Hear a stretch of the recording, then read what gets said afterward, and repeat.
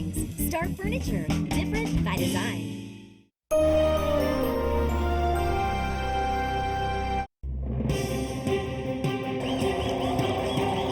From paralyzing accident to powerful Attorney General, Greg Abbott takes up the Republican banner in the race for governor. From single mother to political sensation, Wendy Davis carries the hopes of decades of Texas Democrats on her shoulders. And the view of Texas from Washington through the experienced eyes of a legendary political observer. Welcome to State of Affairs. I'm KVUE Politics reporter Mark Wiggins. Thank you for joining us this evening. This is a new program, and the purpose is to go beyond just politics. Here we plan to take an in-depth look at the issues and policies, as well as the personalities that shape our times. Well, the people in power and what they do with that power affects us all. In Texas, few hold as much power as the governor. And this November, Texans will choose one of two people to shape the state's future for the next 4 years. Well, over the next 8 months, we'll take a hard look at the policies they plan to pursue. But right now, many Texans simply don't know much about Greg Abbott or Wendy Davis. Each has a unique story of overcoming hardship to get where they are today. Stories that are compelling regardless of political affiliation. And tonight we'll hear those stories in their own words. And we begin with Attorney General Greg Abbott. It's Friday night in Texas. And the man the Republican Party hopes will be the state's next governor is, like many Texans, getting ready for the game. Doing fine. Good to see you. You too. You got your whole family out here? I sure do. Good. I sure Where are they do. at? Ben's right here. Here's Ben right there. There he is. Come say hi. It's a brief break from the busy campaign that began on a hot July afternoon in San Antonio. Greg Abbott's family grew, so did his career.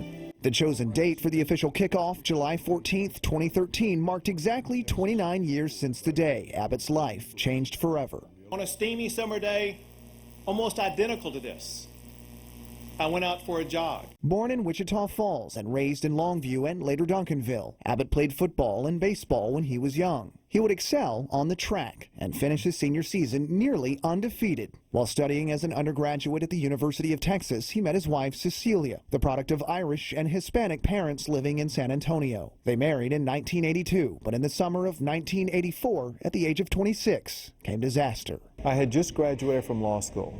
I moved with my wife of only 2 years at the time to Houston, Texas to take a job and pursue our dreams. I was out jogging one day when a big, huge oak tree crashed down on my back, fractured my vertebrae and my spinal cord, leaving me immediately and permanently paralyzed, and I would never walk again. In the painful surgeries that followed, doctors inserted steel rods in Abbott's back. Through the long recovery, Cecilia never left his side. My wife was a great support team all by herself. Then her family and her friends and the whole community coming together, and of course faith in God. And I realized what a lot of Texans realize, and that is we're challenged from time to time, but we all have that ability to work together as a team and rise above those challenges. Abbott soon went back to work. He sued the homeowner and tree care company, winning a settlement worth close to $10 million.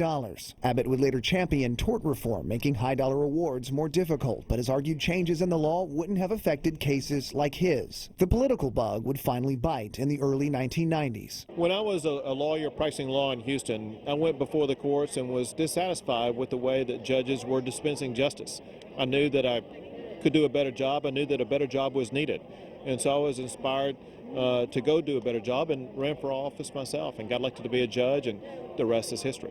His rise would be quick. Governor George W. Bush appointed Abbott to the Texas Supreme Court in 1995. The next major milestone in his life would happen 2 years later with the adoption of his only child, Audrey. When she was just a child, I had a greater appreciation for the challenges that parents go through in raising children.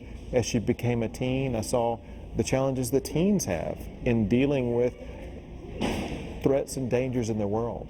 And so a lot of what I've actually done, both as Attorney General and now preparing to be governor, looks through the eyes of our youth and looks toward keeping them safe, but also paving a pathway for a brighter future for them. I'll tell you what looks pretty good, dangerously good, are those desserts over there. Oh, I know. Are you going to get some? No. Oh. Daughter introduced father at his campaign announcement in July 2013. He dresses up on Halloween in some outrageous outfits, like an army tank or a grocery cart. He takes me hunting, takes me to movies, and we've gone to countless concerts together. I love my dad, but maybe more importantly, I admire him.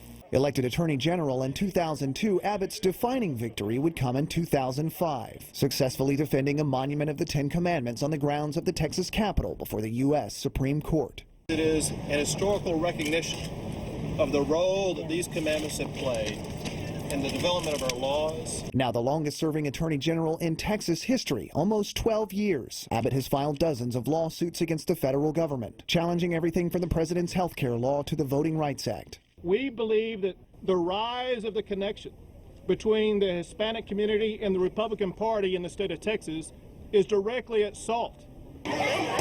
Through it all, Abbott has not been slowed down by the accident that nearly took his life. For one, being in a wheelchair gives me an appreciation of the challenges that other people face, and it gives me empathy and understanding, and the need to ensure that we have an environment where everyone has opportunity, everyone has a chance. But also it's the kind of thing that allows me to be a role model for others.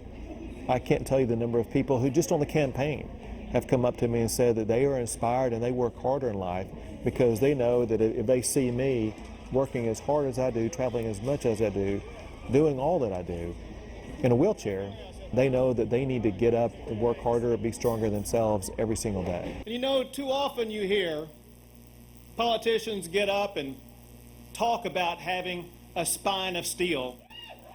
I actually have one, and I will use my steel spine to fight for you and for Texas families every single day. Like the players on the field, Abbott has no shortage of targets he hopes to tackle if elected governor. We face several battles. One battle we face is continuing to fight back against an overreaching federal government that's sapping too much of our money, too much of our inspiration, aspiration, and freedom. Another battle that we face going forward is making sure that we create better schools for kids like we have right here tonight. We want to make sure Texas continues to lead the way in creating jobs. Oftentimes the first step to do that is to step through a schoolhouse door. Surrounded by family and friends, we asked Abbott whether there was a parallel between his life and the Friday night field of battle. The way the eventual ending score will be determined is by those that overcome the challenges they face and define the outcome of that game. Same has been true in my life. I faced challenges that literally knocked me down, but I got right back up, kept on going, and my life will be defined by the way that I've risen above these challenges. And he says the race for governor is much the same. What you do in a campaign is the same thing that teams are supposed to do in a football game. You play every play hard, you work to gain first downs, and you don't look at the score until the final whistle is blown.